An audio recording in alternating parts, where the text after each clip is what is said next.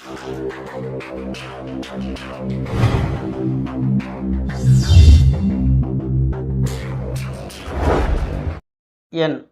குலதெய்வமான குழந்தாளம்மனை போற்றி, பெரிய கற்பனசாமியை போற்றி, அனைவருக்கும் எனது பணிவான வணக்கங்கள். வணக்கம். தந்தையின் ஆயுள் கணிப்பு. சென்ற வீடியோவில் நமக்கு முன்னாடி, இந்த வீடியோவுக்கு முன்னாடி பதிவில் சூரியனை பற்றி பதிவு போட்டிருந்தோம், அதோடைய காரத்துவம். அப்போ சூரியன் அப்படின்னா தந்தையின் ஆத்மா காரகம். இந்த தந்தையை குறித்து காரகம் சொல்லியிருந்தோம். அப்போ தந்தையை பார்க்கணும் அப்படின்னா சூரியன் கெட்டு போயிட்டா தந்தை இருக்க மாட்டாரா அப்படின்னாக்கும் 9ஆம் பாவகம். 9ஆம் பாவத்துக்கு நிலைப்பாடும் 9ஆம் இடத்துக்கு அதிபதியும் சூரியனுடைய நிலப்பாடை வச்சு தான் தந்தையோடைய ஆயுள் எப்படி இருக்கும், இல்லை தந்தையோட நிலைமை எப்படி இருக்கும், அவர் எப்படி இருப்பார் அப்படின்னு ஒரு கணிக்க முடியும் அப்படின்னு சொல்லியிருந்தேன்.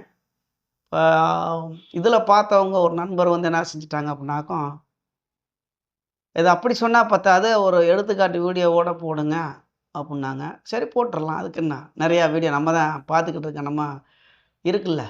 அப்போ அப்படி ஒரு ஜாதகத்தை போட்டுடலாம் அப்படின்னு முதல்ல நல்லதை பார்ப்போம். நல்லதுன்னா, தந்தை ஒரு ஜாதகத்தில் ஆயுள் கூடுதலாக இருக்கிற ஒரு ஜாதகத்தை போடுவோம். அப்படின்னா நான் ஏற்கனவே சொன்ன மாதிரி தான், சூரியன் 9ஆம் பாவகம், 9ஆம் பாவகத்துக்கு அதிபதி. இது வலுப்பட்டிருந்தால் தந்தை பூர்ண ஆயுளோடு இருப்பார், அவரால் நல்லா இருக்கும். அதுக்கு மேலே ஒவ்வொன்றா பார்க்கணும். அதே மாதிரி இப்போ சூரியன் நீச்சம் பெற்று விட்டார், அப்போ தந்தை இருக்க மாட்டார்னா 9ஆம் இடத்துக்கு அதிபதிக்கு போயிடணும். சரி, இந்த இதை போட்டுட்டு அப்படியே வருவோம். இப்போ இந்த ஜாதகர் 9/5/1973 பிற்பகல் 3:27 PM திண்டுக்கல் மாவட்டத்தில் பிறந்து உள்ளார். ராசி கட்டம் அந்த ஸ்க்ரீனில் வருது. இப்போ நம்ம இந்த புல் ஜாதகத்தையும் ஆய்வு பண்ண வேண்டாம், இந்த தந்தைக்கு குறித்த பாவகம் காரகத்தை மட்டும் பார்ப்போம். இப்போ இவருக்கு லக்கணமாக வர்றது கன்னி லக்னம். பார்த்துங்க, சூரியன் 8ஆம் பாவகத்தில் உச்சமாக உள்ளார். அந்த இடத்துல பாவம், ஆமாம், 8ஆம் பாவத்தை எடுத்துங்க, சூரியன் உச்சம் பெற்று உள்ளார். 9ஆம் இடத்தில் சனியும் சுக்கிரனும் உள்ளார்கள். இந்த இடத்துல 9ஆம் இடத்துக்கு அதிபதி ஆட்சி பெற்று சனியோடு சேர்ந்து உள்ளார். அந்த சனி யாருன்னு கேட்டிங்கன்னா லக்கணத்துக்கு 5ஆம் இடத்துக்கு அதிபதி. அப்போ 5ஆம் இடத்துக்கு அதிபதியும் 9ஆம் இடத்துக்கு அதிபதியும் இணைவது ஒரு நன்மை தான். அதே மாதிரி பார்த்திங்கன்னா 5ஆம் இடத்தில் இருந்து குரு 5ஆம் பார்வையாக 9ஆம் இடத்தை பார்க்கிறார். இப்போ இந்த ஜாதகருடைய தந்தை பூர்ண ஆயுளோடு உள்ளார், அதாவது வயதாகி இந்த ஜாதகருடைய அவங்க அப்பாவுக்கு வயசு எத்தனைன்னு கேட்டிங்கனாக்கும் இப்போ நடப்பு ஒரு 85 வயசு, 84 85 வயசுன்னு சொன்னாங்க. அந்த மாதிரி நல்லா இருக்கார். சரிங்களா? அப்போ இதிலே இப்போ சூரியன் கெட்டு போயிட்டார், நீச்சமாகி போயிட்டார் துலாம் அப்படின்னா அந்த இடத்துல நீச்சமாக உள்ளாரா அப்படின்னு பார்த்துடணும். இப்போ தந்தைக்கு பாதிப்புனா, அப்போ துலாத்தில் நீச்சம்னா சுக்கிரனோட நிலப்பாடை பார்க்கணும். சுக்கிரன் ஆட்சியாகவோ இல்லை கூட தான் இருப்பார், முக்கூட்டு கிரகங்க இல்லையா. இப்போ அவர் நீச்சம் பெற்று போயிட்டாரா, புதன் பரிவர்த்தனை யோகத்தில் இருக்காரா. இப்போ வீடு கொடுத்த சுக்கிரனும் நீச்சம், துலாத்தில் இருக்கிற சூரியனும் நீச்சம். அப்போ புதன் எங்கே தூக்கி போடுறது? புதன் இதில் துலாத்திலே இருந்தால் நீச்சபங்கம் ஆயிடுறார். 3 கிரகமும் வலுவாகுது. எப்படின்னு கேட்டிங்கன்னா புதனும் சுக்கிரனும் பரிவர்த்தனை யோகத்தில் ஆகுறாங்க. அப்போ சூரியன் நீச்சபங்கம் இப்படி எடுத்துக்கலாம். இப்படி ஒரு இது பார்க்கும்போது அப்போ சூரியனோட சனி சேர்ந்திருக்கார், சூரியன் ரொம்ப கெட்டு போயிட்டார். 9ஆம் இடத்துக்கு அதிபதி வலுவாக இருக்கிறார், 9ஆம் இடமும் கெட்டு போயிருக்கு. அப்போ தந்தை இருக்கிறார், பொருளாதார ரீதியாக கொஞ்சம் வறுமையில் இருக்கக்கூடியவராக இருப்பார். இல்லை ஏதாவது கொஞ்சம், அது நிறைய விஷயங்கள் இருக்குது, அது அப்புறம் பார்ப்போம். ஏன்னா அது இப்படியே அதுக்கு மேலே அவர் சொந்த ஜாதகம். தந்தை வலுவாக உள்ளாரா இல்லையா என்று சூரியன் 9ஆம் இடத்துக்கு அதிபதி 9ஆம் இடம், அதை பார்த்துக்கலாம். சரிங்களா? அப்புறம் சூரியன் கூட சேர்ந்த கிரகங்கள் பார்வை பெற்ற நிறைய விஷயங்கள் இருக்குது, அது இந்த அளவுக்கு போதும். அப்போ இது ஒரு வலு பெற்ற உள்ள தந்தையின் வலுவை, அவர் ஆயுள் பூர்ண ஆயுள் உள்ள ஒரு ஜாதகம். அடுத்த ஒரு ஜாதகம் போடுவோம். அதுக்கு ஈக்குவலான ஒரு இந்த ஜாதகர் பிறந்த தேதி வந்து 26/1 ஜனவரி மாதம் 26ஆம் தேதி 1976 அதிகாலை 3:10 AM சேலத்தில் பிறந்திருக்கார். சரிங்களா?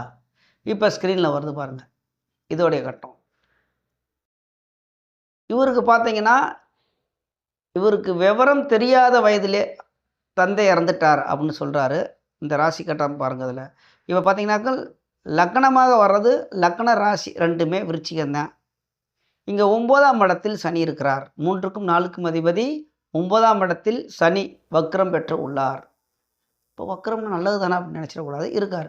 சரி பார்ப்போம். அப்படியே சூரியன் எங்கே இருக்கார்? 3ஆம் இடத்தில் இருக்கிறார். புதன் கூட சேர்ந்திருக்கார். இல்லைண்ணே நல்லாத்தானே இருக்குது அப்படிங்கலாம். இங்கே 9ஆம் பாவகத்தில் சனி இருந்து கொண்டு 7ஆம் பார்வையாக சூரியனை பார்க்கிறார். அந்த சூரியன் கூட உள்ள புதன் யாருன்னு கேட்டிங்கன்னா லக்னத்துக்கு 8ஆம் இடத்துக்கு அதிபதி. அப்போ 8ஆம் இடத்துக்கு அதிபதியும் சூரியனும் இணைந்து உள்ளார்கள். இதில் எந்த ஒரு சுபக்கிரகத்தோடைய பார்வையும் கிடையாது. குருவோட இணைய கிடையாது, சுக்கரனோட இனவோ சுக்கரனோ. இங்கே தனித்த புதன் அப்படின்னா அவர் வந்து சுபர் தானே அப்படின்னு உங்களுக்கு எடுக்கலாம். தனித்த புதனை தான் சுபர்னு பார்த்துருக்காங்க. சனி பார்வை ஓட்டுற புதன் சுபர் கிடையாது. அந்த இடத்துல புதனே வந்து அஸ்தங்கமாகி உள்ளார். அவருடைய பலனே இழந்து உள்ளார் சூரியன் இடத்து. அப்படிங்கும்போது அந்த இடத்துல சனி பார்வை சர்வநாசம், சூரியனை நாசம் பண்ணி விடுகிறது. 9ஆம் இடத்தில் சனி இருக்கிறது. சனி தசை புதன் புத்தியில் மரணம். அவ்வளோதான். அதாவது நம்ம இந்த காலகட்டத்தில் இறந்துருப்பாருன்னு நம்ம சாதகம் பார்த்து இப்படி சொல்லும் போதே ஆமாங்க இந்த இத்தனை வயசு இருக்கும், இறந்துட்டார், ஓகே, அவ்வளோதான். ஜோதிடம் அவ்வளோதான். ரொம்ப பொருளாக இதாக இருக்கக்கூடாது. இதில் தந்தையை குறித்து பார்க்கக்கூடியதுனால அந்த ஜாதகத்தை வந்து ஃபுல்லாக ஆய்வு பண்ண வேணாம். சரிங்களா? ஏன்னா மற்றதுக்கெலாம் நம்ம நிறையா பார்த்தோம்னா அவரை பற்றின நிறையா விஷயங்கள் அதில் இருக்குது. அது நமக்கு தேவையில்லை.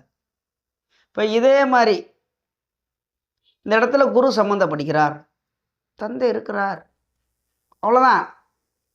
இப்போ சனியோடையே சேர்ந்துருக்கட்டும், இல்லை குரு இந்த இடத்துல நீச்சமாகவே இருக்கட்டும், பிரச்சனை கிடையாது. வீடு கொடுத்தவன் பார்க்குறான்ல, குரு என்னதான் இருந்தாலும் குருங்கிறவர் இல்லை சுக்கிரன் சேர்ந்துருக்கிறார், பார்த்துருக்கார், கொஞ்சம் பலன் மாறும். சரிங்களா? இப்படித்தான். அப்போ 9ஆம் இடத்தோட இந்த இடத்துல குரு 9ஆம் இடத்துல இருந்தாலும் அல்லது 3ஆம் இடத்துல இருந்தாலும் தொடர்பாகிறது. சுக்கரனாக இருந்தாலும் குருவாக இருந்தாலும் பலன் மாறும். இப்போ ஒன்றுமில்ல, 3ஆம் இடத்துல குரு நீச்சம்தான், வக்ரம் அஸ்தங்கமாக இருக்கார், நீச்ச பங்கமாகி உள்ளார். ரைட். சனியவும் சுபத்துவமாக்குறார், இங்கே சூரியனும் சுபத்தன்மை அடைகிறார்கள். அப்போ இதோடைய கெட்ட பலன் சற்று கம்மியாகிறது, அப்படி எடுத்துக்கலாம். சரிங்களா? அப்போ இன்னொரு குழந்தையோட ஜாதகம் போடுவோம். நிறையா போட்டுக்கிட்டே இருக்கலாம், நிறையா ஜாதகம் இருக்குது. நமக்கு இதே தான் அமைப்பு, வேறு ஒன்றும் கிடையாது.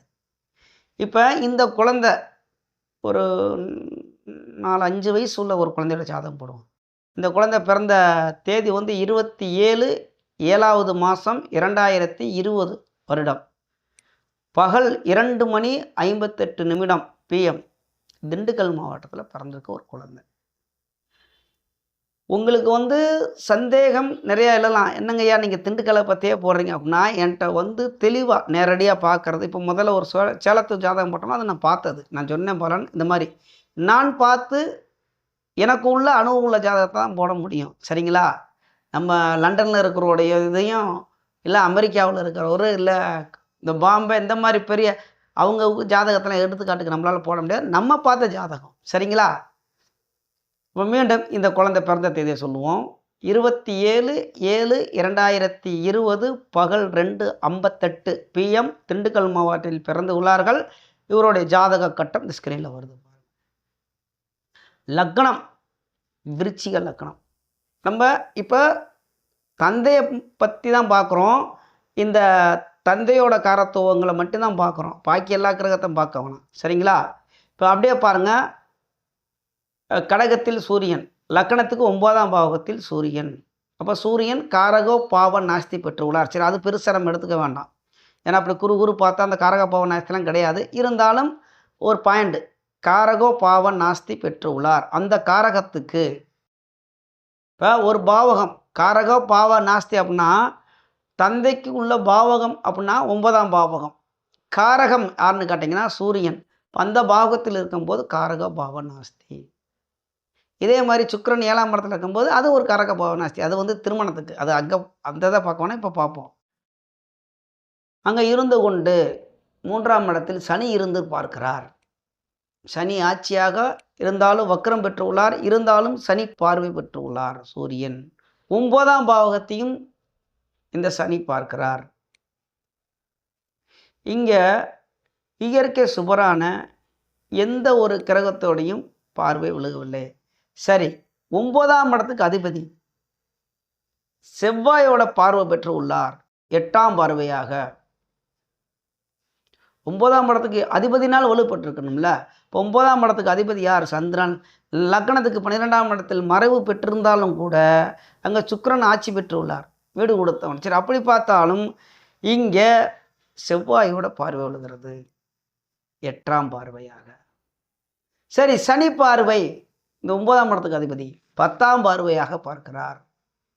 இப்போ 9ஆம் இடத்துக்கு அதிபதியும் கெட்டு போய் 9ஆம் பாவகமும் கெட்டு போய் தந்தைக்கு காரகமான சூரியனும் கெட்டு போய் இந்த இடத்துல ராகு தசை சனி புத்தியில் தந்தை மரணம். என்னங்க சம்மந்தம் இல்லாமல் ராகு தூக்கி போடுறீங்க உள்ள அப்படிங்கிறீங்களா? லக்கணத்துக்கு 8ஆம் பாவகத்தில் ராகு இருக்கிறார். துன்பம், துயரம், அசிங்க, அவமானம், கேவலம் இதுக்கெல்லாம் காரகம் 8ஆம் பாவகம். 8ஆம் பாவகம் தான்.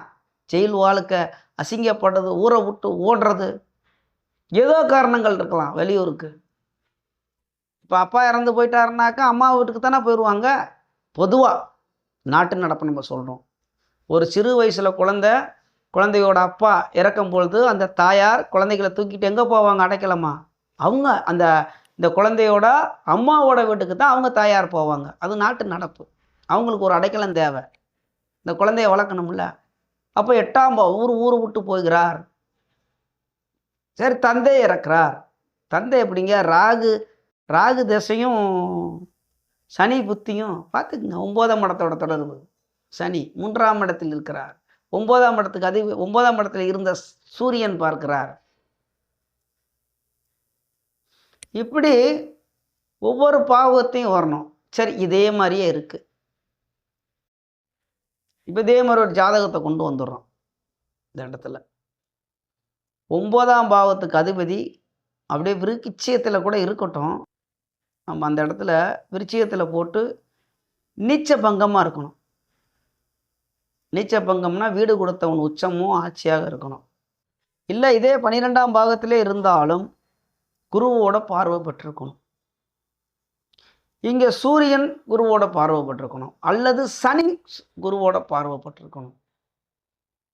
இயற்கை சுபர்களோட. இப்போ இயற்கை சுபர் அப்படின்னு சேர்க்கையோ பார்வையோ பெற்றிருந்தால் அப்போ அப்பாவுக்கு அந்த மாதிரி நேரத்தில் ஒரு விபத்து நடந்திருக்கும், ஒரு ஆக்சிடெண்ட் நடந்திருக்கும். அதில் ஏதாவது ஒரு காயங்கள் ஆயிருக்கலாம், இந்த மாதிரி விரயங்கள் ஆயிருக்கலாம். இதே மாதிரி ஒவ்வொரு ஜாதகத்திலையும் உன்னிப்பாக கவனித்தோம்னா தெரிஞ்சிடும் அப்பா. இப்போ கூட ஒரு ஜாதகம் பார்த்தேன், இங்கே வீடியோ எடுக்கிறதுக்கு முன்னாடி தான். அங்கே சூரியன் நல்லா வலுவாக தான் இருக்குது, ஆனால் 9ஆம் பாவம் கெட்டு போச்சு. எடுத்துக்காட்டு போடலாம்னா அது என்ன எடுக்கணும். இந்த மாதிரி தந்தை இல்லை, அதோட தசாபுத்தி காலகட்டங்கள் வருது. இப்போ என்ன தசா வந்துச்சு அதுலனா புதன் தசை வந்துச்சு. புதன் தசை லக்கணம்லாம் சரியாக ஆகும்ல. இந்த மாதிரி அதாவது அந்த இதை பார்த்தா தான் நமக்கு அதை பற்றி பேச முடியும்ல. அப்போ பார்த்த உடனே நமக்கு வந்து சூரியன் கெட்டு போச்சு, உங்கள் அப்பா இருக்க மாட்டார்ப்பா, தந்தை மரணம், தந்தைன்னா அப்படி அவசகுணமாக சொல்லிடக்கூடாது. ஆழமாக போய் உள்ளே போய் கவனமாக பார்த்து அதுவும் பலன் சொல்லும் பொழுது தந்தைனால் இவருக்கு கொஞ்சம் புரோஜனம் இல்லை, அல்லது இவருக்கு லாபம் இல்லை அப்படின்னு வந்து தான் தொடங்கணும். எடுத்தடுப்புல சூரியன் கெட்டு போச்சு, 9ஆம் இடத்துக்கு அதிபதி கெட்டு போச்சு, அப்பா செத்து போயிட்டாரு அப்படின்னு சொல்லிடக்கூடாது. ஒரு ஜோதிடர் ஜாதகம் பார்க்க வர்றவங்கள இடத்துல நிதானமாகவும் பொறுமையாகவும் அவர்கள் மனது புண்படாத அளவுக்கு பலன் சொல்லணும். எடுத்தோம் கவிழ்த்த உடனே சூரியன் கெட்டு போச்சு என்னத்தா அப்பா இல்லை ஆயனம்னா அங்கே அப்பா நல்லா இருக்கார், அங்கே 9ஆம் இடத்துக்கு அதிபதி வலுவாக இருந்திருப்பார், இல்லை 9ஆம் இடம் வலுவாக இருந்திருக்கும். ஜாதகம் எடுக்கும்போது உன்னிப்பாக கவனிக்கணும். இப்போ முதல் போட்ட வீடியோவில் ஃபஸ்ட்டு போட்டதில் பாருங்கள், சூரியன் 8ஆம் பாவத்தில் மறைவு ஸ்தானத்தில் தான் இருக்கார், ஆனால் சூரியன் உச்சமாக உள்ளார். சரி, 9ஆம் இடத்துக்கு அதிபதி பாருங்கள் ஆட்சியாக இருக்கிறார், இருந்தாலும் சனி கூட சேர்ந்து உள்ளார். சரி, சனி கூட சேர்ந்துருக்கார், குரு பார்க்கிறார். அந்த முதல் போட்ட ஜாதகத்தை எடுத்து பாருங்கள், முன்னாடி போய் வீடியோ பாருங்கள். இப்படித்தான் இந்த ரெண்டு ஜாதகத்தையும் பாருங்கன்னா, சூரியனும் கெட்டு, 9ஆம் பாவத்துக்கு அதிபதியும் கெட்டு, 9ஆம் பாவகமும் கெட்டு, அதோடைய தசாபுத்தி காலத்தில் இங்கே எடுக்கலாம். ராகு தசையில் சனி புத்தியில் எப்படின்னு, சனி 9ஆம் பாவத்தால் தொடர்பு கொள்கிறார்ல, 9ஆம் இடத்துல இருக்கக்கூடிய சூரியனும் பார்க்குறாரு, சனியும் 9ஆம் இடத்துல பார்க்குறாருல்ல. இங்கே ராகு 8ஆம் இடத்துக்குள்ள இருக்கார்ல, முடிஞ்சு போச்சு. 8ஆம் இடத்துக்கு அதிபதி எங்கள் புதனே ஆச்சு தானே, அவ்வளோதான், சிம்பிள். 8ஆம் இடம் 3ஆம் இடத்துக்கு அதிபதி, 8ஆம் இடத்தோடைய நிற்கிற ராகுவோடைய தசை 3ஆம் இடத்துல இருக்கிற உன்னுடைய புத்தி, 9ஆம் இடத்துல இருந்து சூரியனோட பார்வை பெற்ற சனி, இந்த மாதிரி வந்துடும். இப்போ அடுத்து பார்த்தோம்னா நமக்கு இந்த சூரியன் வலுப்பட்டிருந்தா அரசாங்க வேலை அப்படின்னு சொல்லியிருந்தோம். அரசியல்வாதிகள், அரசாங்கம் இப்படின்னு நம்ம பார்த்துக்கிட்டு இருந்தோம். சூரியன் வலுத்திருந்தால்தான். அப்போ நமக்கு அடுத்த இந்த வீடியோவில் போடலாம் அப்படின்னாக்கா நேரம் பத்தாது. அடுத்த வீடியோவில் வந்து இந்த சூரியன் வலுப்பெற்றிருந்து அரசாங்க வேலையில் நல்ல ஒரு ஆசிரியரோ இல்லை ஒரு காவல்துறையோ எதை வேணாலும் போடுவோம், அரசாங்க வேலையில் உள்ளவர்கள். அதோடைய ஒரு 2-3 ஜாதகம் இதே மாதிரி எடுத்துக்காட்டு போட்டு அதோட வீடியோவும் போடுவோம். இப்போ சூரியனை பற்றி சொன்னதுனால தான் இந்த மாதிரி சூரியனுடைய காரத்துவங்கள் அப்படின்னு வருதுல்ல. அடுத்து சந்திரனை பற்றி பார்க்கும்போது தாயாரை பற்றி பார்ப்போம். அப்படியே மெதுவாக பையாக போவோம், அப்போ தான் உங்களுக்கும் புரியும். வேகமாக நான் பாட்டில் சொல்லிக்கிட்டே போனாலும் புரியாது இங்கே அங்கேன்னு. ஏன்னா ஜோதிட பாடம் இப்படித்தான் வரிசையாக தான் எடுக்க முடியும். அப்போ நீங்களும் ஈஸியாக இருக்கும் உங்களுக்கு பலன் எடுக்கிறதுக்கு. எதாக இருந்தாலும் அடிப்படைகள் தெரிஞ்சுக்கிட்டு தான் இங்கே வரணும். அடிப்படை அப்படின்னா பேசிக்காக என்னதுன்னா பஞ்சாங்கம் தெரிஞ்சிருக்கணும். 5 அங்கங்கள் முதல்ல அங்கே வீடியோ போட்டிருக்கேன், ஃபஸ்ட்டு வீடியோ. அதுக்கு அடுத்தபடியாக ராசியோட தன்மைகள், இந்த 12 கட்டம், அந்த ராசி 12 ராசிகள், அதில் எங்கு யாரெல்லாம் இருந்தால் அப்படின்னு போட்டிருப்பேன்.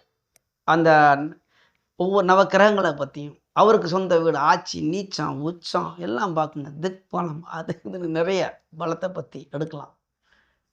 இப்படி ஒவ்வொன்றாக பார்த்து வந்து இந்த மாதிரி எடுக்கும் பொழுது துல்லியமாக நம்ம ஒரு ஜாதகத்தை பார்த்து பலன் கணிச்சிடலாம்.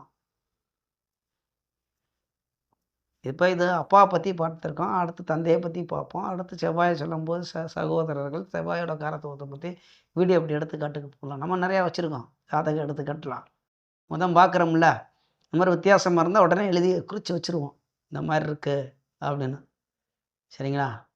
அப்போ நீங்கள் என்னுடைய வீடியோவை வந்து கண்டினியூவாக பார்த்துக்கிட்டு இருங்க, ஆதரவு தாங்க. 2வது, நீங்களும் ஜோதிடர் ஆகணும். 2-3 தடவை கேட்டிங்கன்னா உங்களுக்கு புரியும். ஏன்னா நம்மளாம் இந்த மாதிரி சொல்கிறோம் அப்படின்னா 8-10 வருஷத்துக்கு மேலே அனுபவம் சும்மா வந்துடாது. அப்போ திடீர்னு இப்போ கூட யூடியூப்ல இதிலே பார்த்தாங்க, 200 அனுப்புங்க, 300 அனுப்புங்க, மிக விரைவாக ஜோதிடம் கற்றுத்தரலாம், ஜோதிட பாடம். எப்படி 3 மாதத்தில் 2 மாதத்தில் ஆக முடியும்?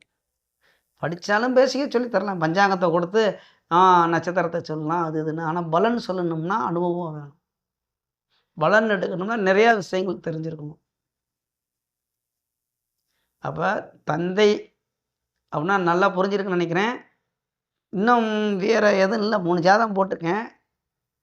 கமெண்டில் போடுங்க. இல்லாட்டி அதுக்கு ஒன்று விளக்கலாம். தந்தையெல்லாம் அதில் பாதிப்பாக இருக்குமா? அதுக்கு மேலே தசாபுத்திக்கு ஓடி வந்துடணும். இப்போ பார்த்தேன், அதை எடுத்து வைக்கலாம்னு தான் மறந்துட்டேன். அந்த மாதிரிலாம் சம்மந்தம் இல்லாமல் இதில்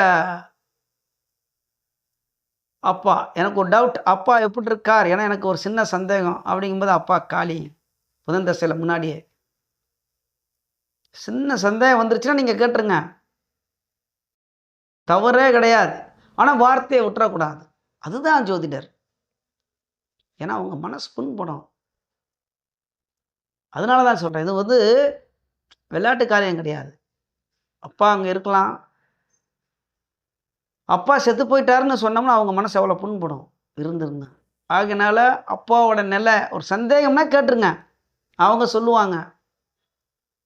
ஆனால் அவங்க கேட்குறாங்க அப்படின்னா நல்லா அலசி ஆராய்ஞ்சு இந்த மாதிரி அமைப்பு இருந்தால் பலனை வந்து கொஞ்சம் குறைச்சி சொல்லுங்கள். அதுக்கப்புறம் அவங்க பார்த்துக்கலாம். இப்படித்தான் எடுக்கணும். ஏன்னா நம்ம ஜோதிடம் அவங்க வந்து வேலையை கெடுத்துட்டு நமக்கு பணமும் கொடுத்து ஜாதகம் பார்க்க வர்றாங்க. அந்த நேரத்தில் வந்து ஒரு அவசர குணமாக அவங்கள சொல்லி அவங்க மனசு புண்பட்டு அவங்க அழுதுகிட்டு போகிறது நமக்கு அப்படி சொல்லி தரல. நம்மள்கிட்ட வர்றவங்கள மனம் நோகாமல் எடுத்து பையா பையா பையா பையா சொல்லணும். இந்த மாதிரி கெட்ட பலன், நல்ல பலனா அடித்து அடுக்கிக்கிட்டே போங்க, அதனால் தப்பு கிடையாது.